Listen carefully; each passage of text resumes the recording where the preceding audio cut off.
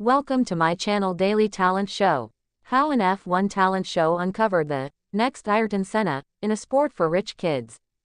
Deegan Fairclough is a working-class 18-year-old simulator driver battling the odds to join the grid. He speaks to I's Kevin Garside. Formula One welcomes 3 rookies to the grid next season. Kimi Antonelli at Mercedes is the son of a former racing driver and F4 team owner. Alpine's Jack Doohan is the scion of former motorcycle world champion Mick. The father of Ollie Bearman, who joins Haas, is the founder and CEO of an insurance company. All 3 drivers were propelled towards F1 by the only stuff that oils talent in this sport, wealth and connections. Deegan Fairclough, 18, is the son of a kitchen fitter called Gaz. There aren't many of either in the F1 paddock, kitchen fitters or Garys. There was little spare cash when Fairclough was growing up in Crawley. Still isn't. He had to migrate from karting to racing Ford Fiestas via a scholarship, but even that hobby proved impossible to fund on a regular basis.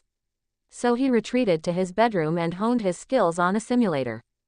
2 years after swapping bed for circuit, courtesy of a groundbreaking talent competition, Rocket Racing Star, launched by the eponymous global tech and services company, Fairclough is shortlisted for the Autosport Young Driver of the Year award. As the 2024 Rocket FIA British F4 champion, he set a slew of records including most race wins, 14 podiums and fastest laps.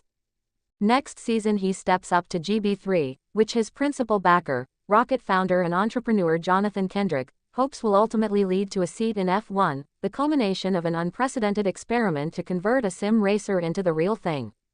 We might have struck gold with Deegan, somebody who could go all the way if we can get him financed, Kendrick, who began his motorsport association as an F1 tire fitter half a century ago, tells I.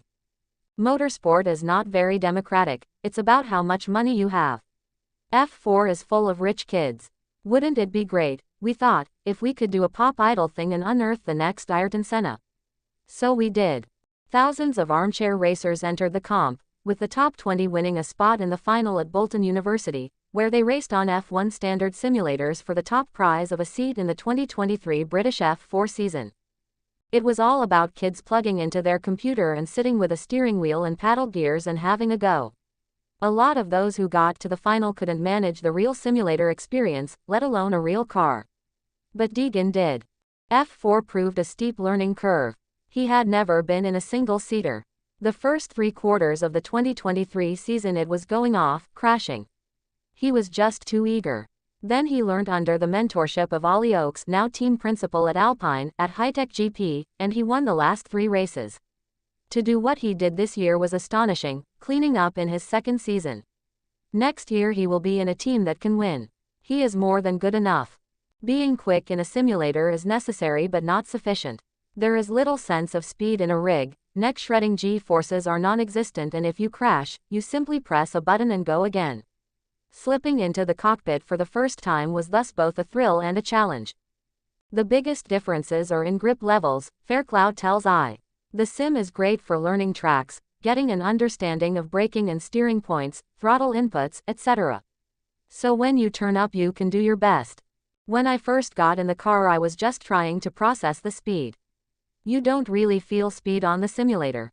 You don't have that adrenaline rush coming through your body. And obviously on the sim you can afford to go off. There is no damage. You have to have so much more awareness when you are wheel to wheel with another driver. It took a year to get that understanding and feeling of racing others. F4 cars hit 165 miles per hour on the straight and more than 100 miles per hour through some corners. Deegan began his first season before he could drive legally on a road. He still marvels at the idea that a slow lap would get him a speeding ticket on a motorway. Qualifying laps at a high-braking circuit like Brands Hatch and Zandvoort are the best, just that adrenaline rush when you are going around corners at 100 miles per hour. Getting every single corner bang on at speed is an amazing feeling. To fund a season in a top team in F4 costs £450,000, approximately £1.25 million in F3 and £2.1 million in F2. The Fairclough family struggled to find the £30,000 required to run a season in the Fiestas. My dad was my mechanic and mum did the catering, Fairclough recalls. There was a lot of stress. They were working 7 days a week. Without them I wouldn't be racing now. F1 has been the dream since I was 5 years old. My dad went to an indoor track with his friends. They were teenage parents. When he got back he said, "Deegan would absolutely love that," so he took me to Daytona, a little indoor track, and since that day I fell in love with it. But we are a working class family. We were living off pennies, really. But they were able to get me a little Bambino go-kart.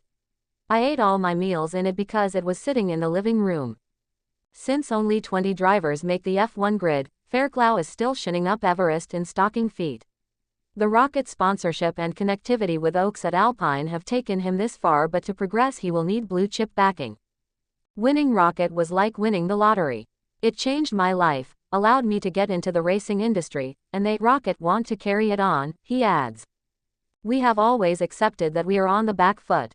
We didn't have that money to throw me into F4, to do a year testing at 14, to be ready for a full F4 season at 15 like Behrman, Doohan and Antonelli. Soon as you do that they throw you into F3, then F2. That's how they get up there quickly because they have that financial backing. F4 is recognized but not as much as an 18-year-old in F2. That's the golden boy route. I just have to work harder. But it does not throw me off. I know I have the speed and talent. I didn't think I would be in open-wheel racing. Our target was more GT or touring car route. I did karting until I was 13. No big teams, just me and my dad at club level. No big series like Super 1 that most people come through, like Lando Norris, or European kart championships. 5 years ago the Faircloughs sold all the karting gear because they could not afford to go up and bought a sim kit instead. He didn't know it then, but it would change the course of his life. I've still got the same one, wheel, monitor and pedals. This year I have been able to show my potential.